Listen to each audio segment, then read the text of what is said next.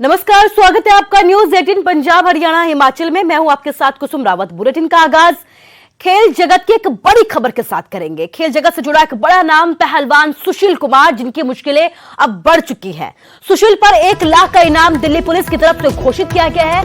Murder case में Delhi police ने बड़ा ऐलान किया है सुशील कुमार को लेकर। सुशील के साथी पर भी 50,000 का इनाम घोषित किया गया है। दोनों पर पहलवान सागर की हत्या का आरोप है।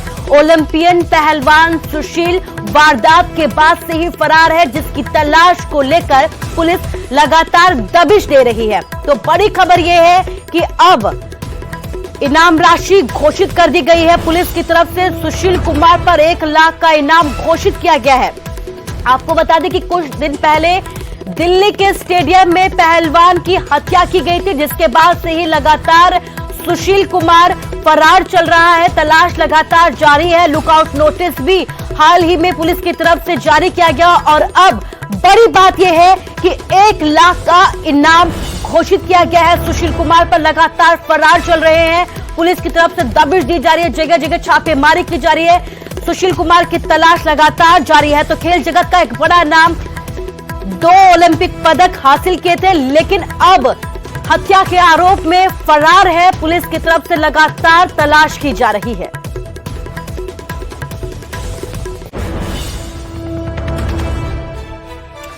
और बात अगली बड़ी खबर की करते हैं। कोरोना पर पीएम मोदी आज एक मंथन बैठक करने वाले हैं। आज अधिकारियों से बातचीत करेंगे पीएम मोदी। हिमाचल और चंडीगढ़ के अधिकारी भी इसमें मौजूद रहेंगे। 10 राज्यों के 54 जिलाधिकारी भी इसमें मौजूद रहेंगे। इसके साथ ही 20 मई को भी अधिकारियों से बातचीत की जाएगी। तो कोविड को लेकर एक और अहम मंथन बैठक आज होने वाली है। पीएम मोदी की तरफ से यह मंथन बैठक होगी, जिसमें जिलाधिकारी भी मौजूद रहेंगे।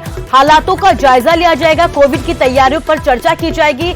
क्या कुछ तैयारियां की जानी है, क्या कुछ आगे किया जाना है, इसको लेकर अधिकारियों के साथ बातचीत होगी। तो आज एक और अहम बैठक, पीएम मोदी इस बैठक में शामिल होंगे। आपको बता दें कि अब तक कई दौर की बैठकें हो चुकी है।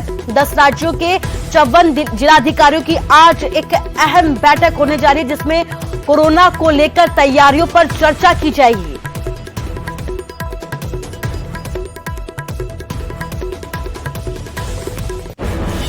और अब बात आंकड़ों की करते हैं। सबसे पहले बात हरियाणा की करते हैं। हरियाणा में धीमी पड़ी कोरोना की रफ्तार, लेकिन खतरा लगातार बरकरार है। 24 घंटे में 7,488 नए केस सामने आए हैं, लेकिन परेशान कर रहा है मरीजों की मौत का आंकड़ा।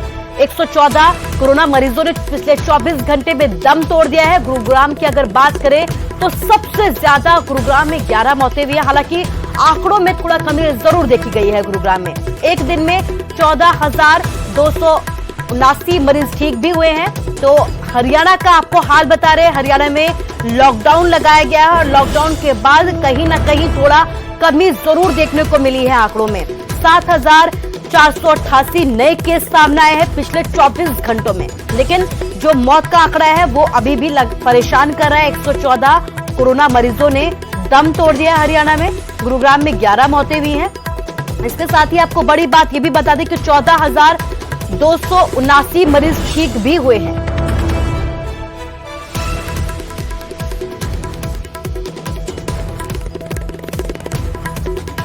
और ज्यादा जानकारी के लिए हमारे संवाददाता धर्मवीर हमारे साथ लाइव जुड़ गए हैं। धर्मवीर, लॉकडाउन के बाद थोड़ा आंकड़ों में कमी जरूर आई है, लेकिन जो मौत के आंकड़े हैं वो अभी भी परेशान कर रहे हैं। बिल्कुल, देखिए पिछले 24 घंटे में जो हरियाणा का, जो हम कह सकते हैं कि पूरे हरियाणा में 7,000 से कुछ ज्यादा ही जो एक्टिव केस हैं वो नजर आए हैं, लेकिन ठीक होने वालों की संख्या उससे डबल रही है।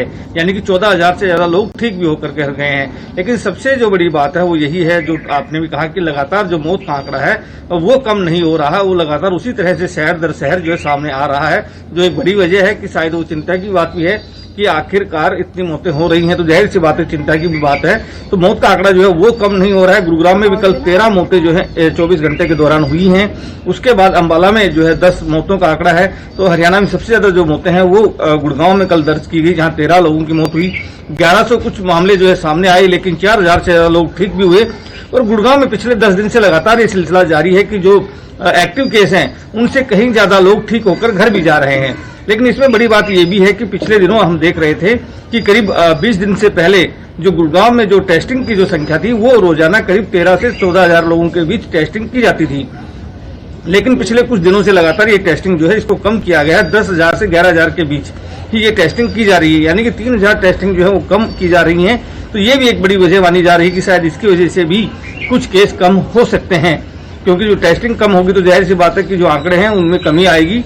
तो ये भी एक बड़ी वजह हो सकती है। लेकिन जिस तरह से पूरे प्रदेश में कम केस आ रहे हैं उससे सरकार जरूर खुश है और सरकार को भी लग रहा है कि जो लॉकडाउन लगाया गया उसका ये पूरा असर है, जिसकी वजह से लोगों को फायदा मिल रहा है। तो इसी तरह अगर फायदा मिलता है तो जाहिर सी बात है कि आगे आने वाले दिनों में जल्द ही लोगों को इससे राहत मिलेगी, क्योंकि पिछले दिनों लगातार जिस तरह की स्थिति विकराल हुई थी उससे काफी कुछ डर जो है लोगों के मन में भी था कहीं ना कहीं कि अगर स्थिति ऐसे चलती रहेगी तो ज्यादा नुकसान हो सकता है। लेकिन अब कुछ स्थिति को काबू पाया गया है। जो बेड्स हैं जिलों में वहां पर भी उनको भी बढ़ाया गया है। ग्रामीण क्षेत्रों के ऊपर भी आइसोलेशन सेंटर जो है वो बनाने की बात सरकार लगातार कर रही है। गुरुग्राम में भी कल एक तरह से ग्रामीण एरिया में 2 कोविड सेंटर की शुरुआत जो है मुख्यमंत्री के द्वारा की गई, वर्चुअल ये शुरुआत की गई थी। तो जाहिर सी बात है कि अब जो अगला फोकस है सरकार का वो शहरों के साथ साथ ग्रामीण एरियो का भी है। कुसुम जी बिल्कुल धर्मवीर, इस तमाम जानकारी के लिए आपको शुक्रिया कहना चाहूंगी। ग्रामीण इलाकों में इसलिए है क्योंकि ग्रामीण इलाकों में भी अब कोरोना तेजी के साथ पैर पसारता जा रहा है, इसलिए हमारी लगातार आपसे यह अपील है कि अपना ख्याल रखिए, सावधानी जरूर बरतें। हालांकि जब से लॉकडाउन लगा है हरियाणा में आंकड़ों में थोड़ा कमी जरूर नजर आई है, लेकिन जो ग्रामीण इलाके हैं वहां पर भी केस अब ज्यादा से ज्यादा सामने आ रहे हैं।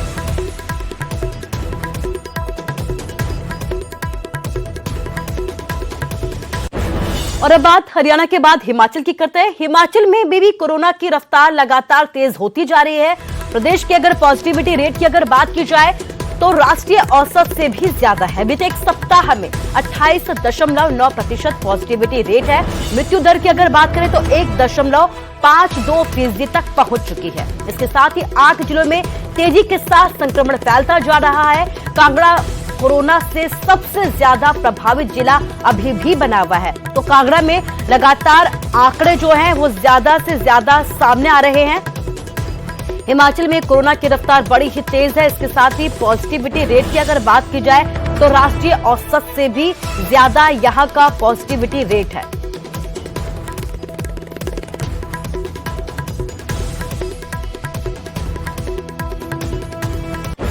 और इसी के साथ ही हिमाचल में लगातार कोरोना का कहर जारी है। 24 घंटे में 3,546 नए केस सामने आए हैं। 58 मरीजों की मौत हो गई। एक दिन में 3,760 मरीज ठीक भी हुए हैं। एक्टिव केसों की अगर बात की जाए तो 36,633 एक्टिव केस है। प्रदेश में कोरोना से अब तक 2,369 लोगों की मौत भी हो चुकी है। तो आप देख सकते हैं कि पॉजिटिविटी रेट राष्ट्रीय औसत से भी ज्यादा है। आंकड़े आपके सामने हैं। पिछले 24 घंटे के आंकड़े आपको बता रहे हैं। 3,546 नए केस सामने आए हैं। मौत के आंकड़ों की अगर बात करें तो 58 मरीजों की मौत भी हुई है। छोटा सा प्रदेश है लेकिन आप देख सकते हैं कि मौत का आंकड़ा भी तेजी के साथ बढ़ रहा है। एक दिन में 3,760 मरीज ठीक भी हुए हैं।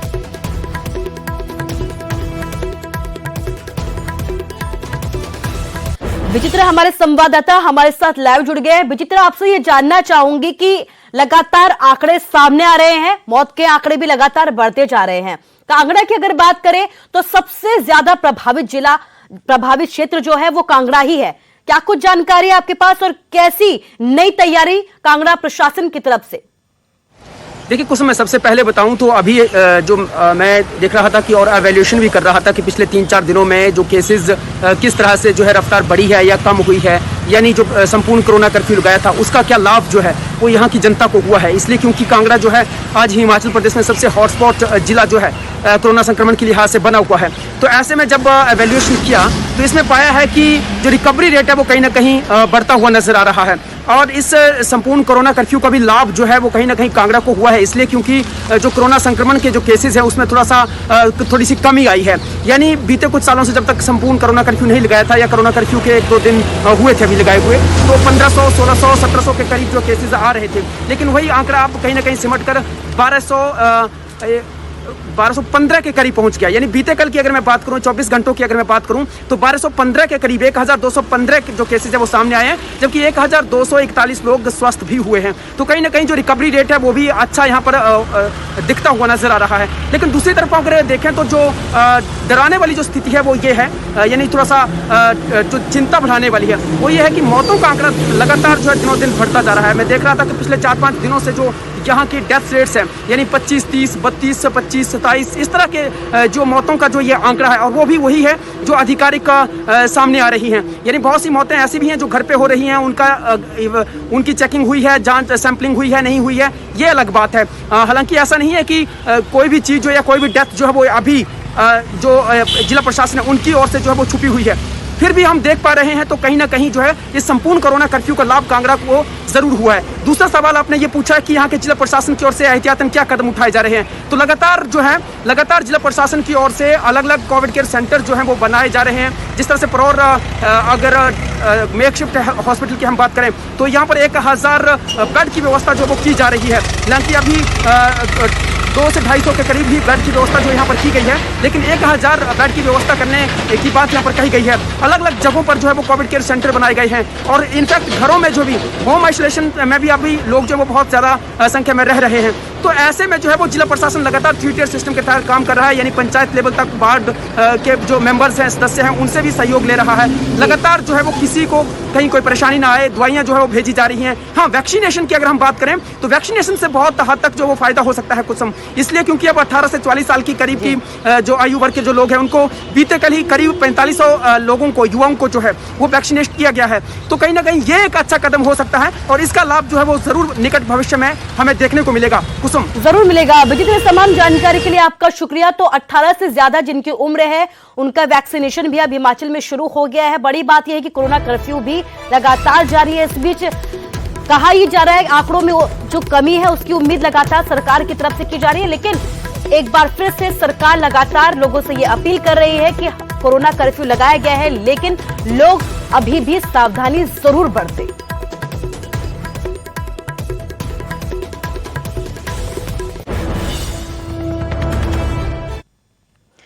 तो कोरोना के कोहराम को कम करने के लिए सरकार ने कोरोना कर्फ्यू लगाया है। 26 मई तक कोरोना कर्फ्यू को बढ़ाया गया है और अब सरकार प्रदेश में वैक्सीनेशन पर भी जोर दे रही है। सोमवार से 18 साल से 44 साल वालों के लिए वैक्सीनेशन प्रोग्राम शुरू कर दिया गया है, जिसके तहत प्रदेश में 31 मई तक वैक्सीनेशन ड्राइव चलाई जाएगी, जिसके तहत हफ्ते में 2 बार वैक्सीन लगेगी।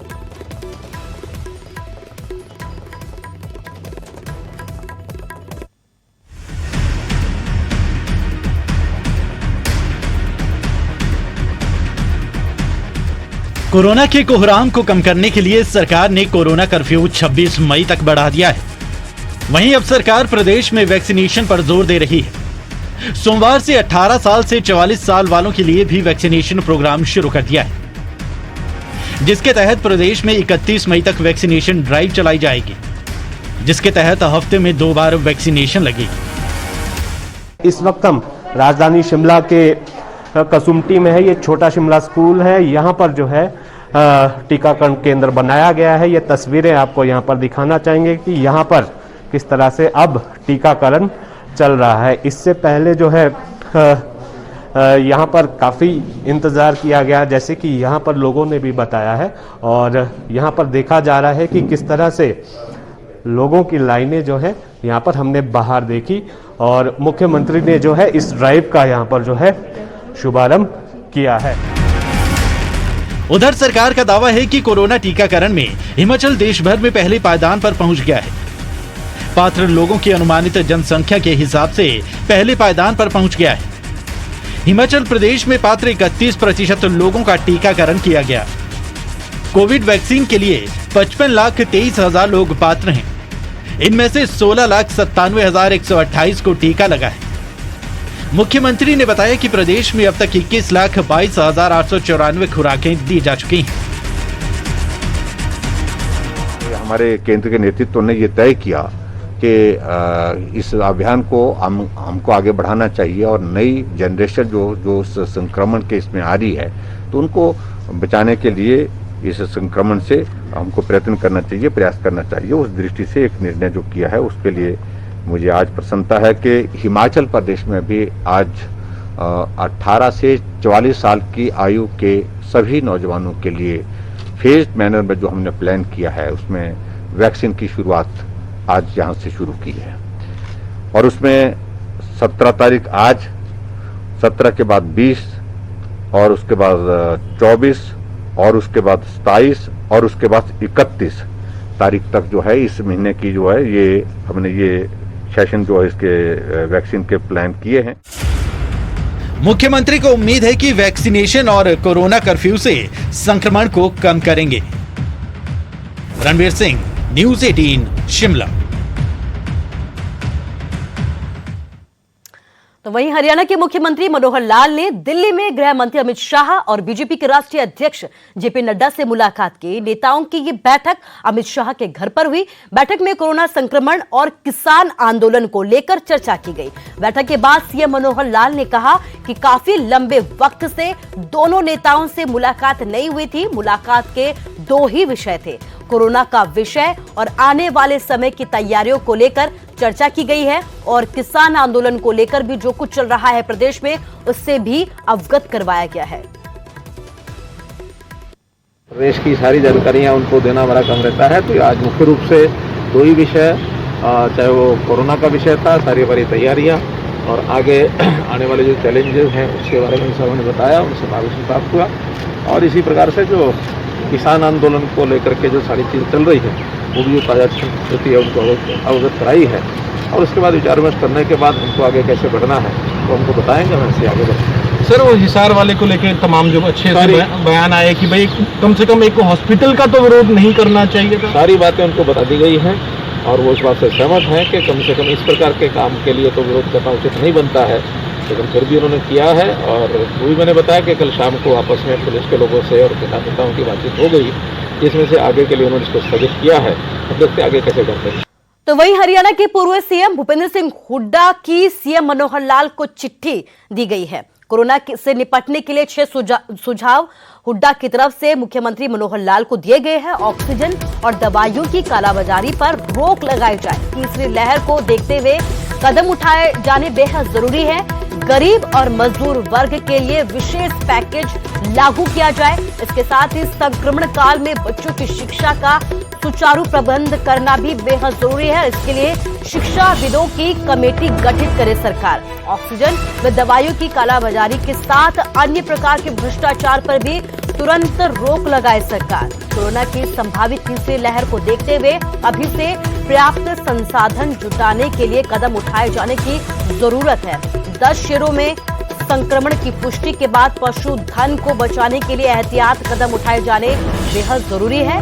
गरीब, मजदूर व कमजोर वर्ग के लोगों के लिए भी विशेष पैकेज लागू किए जाए, उनकी आय सुनिश्चित की जाए।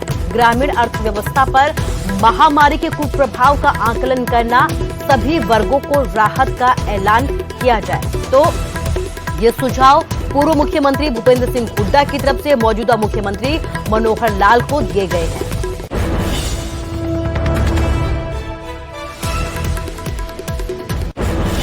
और अब बात भिवानी की करते हैं। कोरोना महामारी की दूसरी लहर ने पूरे देश को हिला दिया है। शहरों में हालात कुछ सुधरे, पर गांव में हालात ऐसे बिगड़े कि मौत का सिलसिला रुकने का नाम नहीं ले रहा है। केंद्रीय मंत्री और जनरल रह चुके वीके सिंह के गांव बापोड़ा में दर्जनों मौत हो चुकी है। इसका कारण गांव में टेस्टिंग और वैक्सीनेशन न होना माना जा रहा है। न केवल बापोड़ा गांव बल्कि हर बड़े गांव का आज यही हाल है। हालांकि अब प्रशासन और पंचायतें सतर्क हो गई हैं। गांव बापोड़ा में बीते कुछ दिनों में ही 25-30 लोगों की मौत हो गई और अब लोगों में इतना डर बैठ चुका है कि कोई घर से बाहर नहीं निकल रहा। में एक सामूहिक फैसला किया गया, भाई कोई भी आदमी ना तो ताश खेलेगा ना कोई हुक्का पिएगा। वो जो खेलता पाया उसको 500 रुपये जुर्माना पंचायत की ओर से उसके ऊपर लगाया जाएगा। डीसी साहब के भी आदेश है भी कोई बैठकों में या कहीं प्रकार में किसी प्रकार का कोई हुक्का नहीं पिएगा। इससे आपस में बैठते तो महामारी ज़्यादा फैलती है और हमारे गाँव में तो कोरोना महामारी का ज़्यादा प्रकोप हो रहा है। उसके लिए हमने भी गाँव में स्तर पर भी लोगों से कही है, भाई कोई भी आदमी घर से बिना काम मत निकले, जिसको काम हो जरूरी वही घर से जाए। तो ग्रामीण इलाकों में जिस तेजी के साथ कोरोना का संक्रमण फैलता जा रहा है, उसी रफ्तार से प्रशासन और स्वास्थ्य विभाग ने भी कोरोना के खिलाफ लड़ाई के बंदोबस्त शुरू कर दिए हैं।